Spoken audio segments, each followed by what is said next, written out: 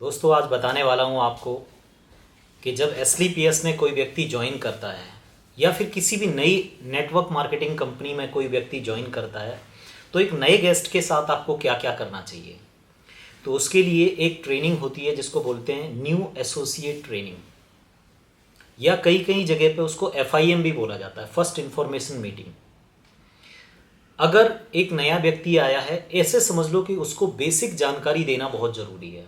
बहुत सारे लोग गेस्ट को आते ही क्या करते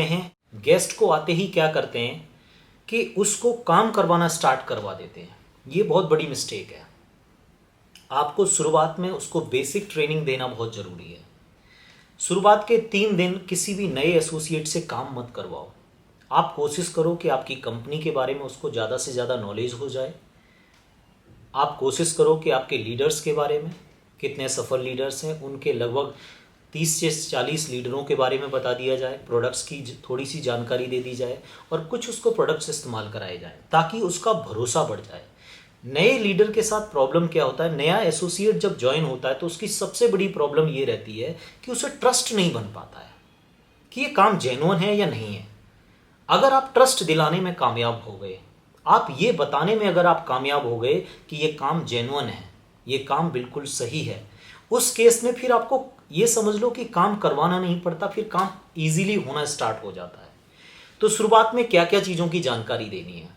सबसे पहली चीज़ जो आपको जानकारी देनी है वो ये कि आपको बताना है आपकी कंपनी किस तरीके से प्रोडक्ट्स को मैन्युफैक्चर करती है और कितने टाइप के प्रोडक्ट्स मैन्युफैक्चर किए जाते हैं। दूसरी चीज़, आपकी कंपनी की हेड ऑफिस कहाँ पे है, कंपनी के डायरेक्टर्स कौन कौन हैं, ये आपको जानकारी देनी है। उसके बाद आपने उसका थोड़ा सा वाई क्लियर करना है कि इस काम को आपको करना क्यों है। क्योंकि इस काम में अलग अलग टाइप के लोग आते हैं। कोई टीचर आता है, कोई इंजीनियर आता है, कोई अलग अलग जॉब पे काम करने वाले पर्सन्स आते हैं। वो लोग अपने तरीके से इस काम को करने की कोशिश करते हैं। तो आपको सबसे पहली चीज़ तो ये बतानी है कि जब आप इस काम में आ ही गए हो तो आने के बाद आपको ये समझना पड़ेगा आपके काम के करने का तरीका अलग है और इस काम को करने का तरीका अलग है। इस काम को आपको सीखना पड़ेगा। ये चीज़ आपको शुरुआत में ही समझानी पड़ेगी।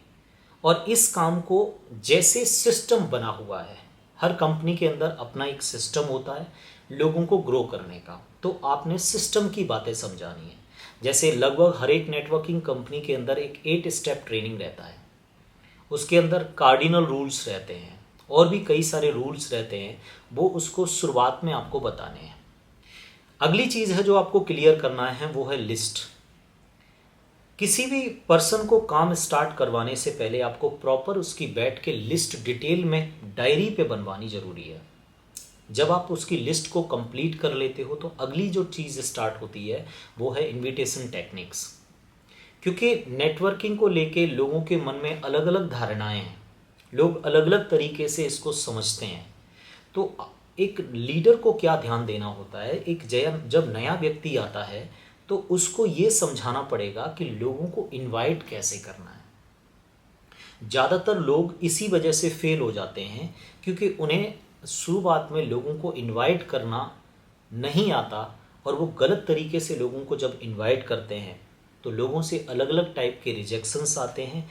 इसकी वजह से वो आप अपने अपलाइन को, सीनियर को, जिसके साथ उसने काम स्टार्ट किया है, उसको बताने की बजाय वो उस पर शक करना शुरू कर देता है कि ये पर्सन तो मुझे फंसाने का काम कर रहा है। तो आपने ध्यान क्या देना है, आपने ध्यान ये देना है कि शुरुआत के 3 से 7 दिन तक जितना भी इनविटेशन आपका नया गेस्ट करता है, उस इनविटेशन को करते टाइम आप वहाँ पे अवेलेबल होने चाहिए। आपने देखना है कि वो जो इनविटेशन कर रहा है वो उसका तरीका सही है या नहीं है।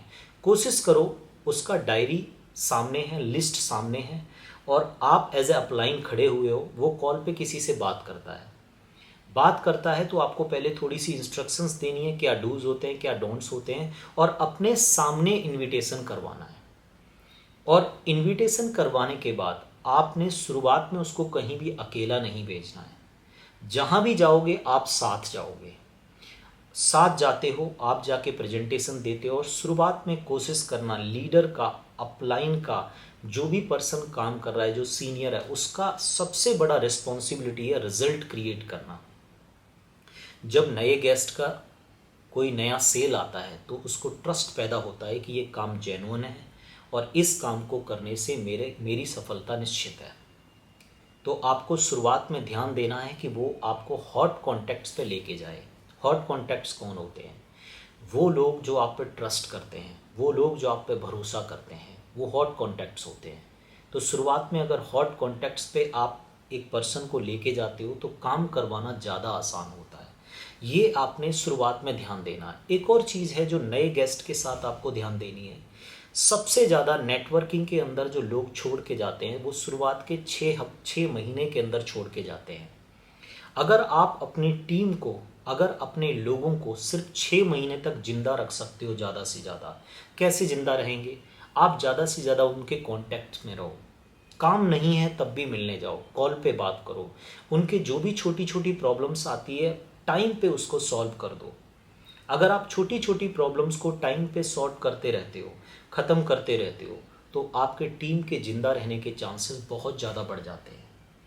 बहुत सारे लोग क्या करते हैं कि छोटी प्रॉब्लम्स समझ के उसको छोड़ देते हैं वैसा का वैसा ही, और उन छोटी प्रॉब्लम्स की वजह से कई बार लोग आपको छोड़ के चले जाते हैं। तो नए लोगों के साथ आपने ज़्यादा से ज़्यादा उनको जानकारी देनी है अपनी कंपनी, प्रोडक्ट्स और आपके बारे में, लीडर्स के बारे में, हर चीज़ के बारे में। और उनको रोक के रखने के लिए ट्रेनिंग से, सिस्टम से आपको कनेक्ट कराना पड़ेगा। हर कंपनी का एक सिस्टम होता है। AWPL का अपना सिस्टम है, उसमें 8 स्टेप ट्रेनिंग्स होते हैं, सेमिनार्स होते हैं। कोशिश करो जब नया व्यक्ति ज्वाइन करता है तो आप उसको सेमिनार में ज़रूर पार्टिसिपेट कराओ।